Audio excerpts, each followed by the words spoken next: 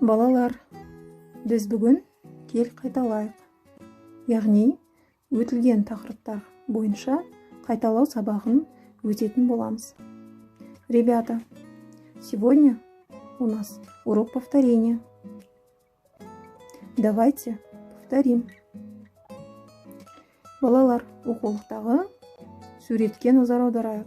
Бұл жерде балалар бір-бірімен сөйлесіп тұр.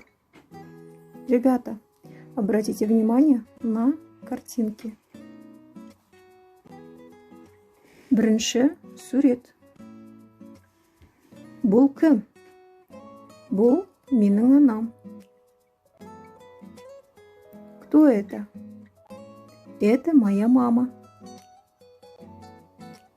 Екінші сурет. Халің қалай? Как поживаешь? Жақсы. Хорошо. Үшінші сурет. Сенің ағаң бар ма? У тебя есть брат? Иә, менің ағам бар. Да, у меня есть брат. Төртінші сурет.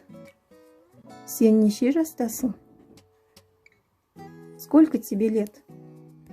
Мен 7 жастамын. Мне 7 лет. Балалар, бұл тапсырманы оқып, аудиожазба арқылы жібереміз. Келесі 71-ші бет. Следующая страница. Сенің досың қандай? Твой друг какой? Менің досым күшті. Мой друг сильный. Бұл бізде 5-ші сурет.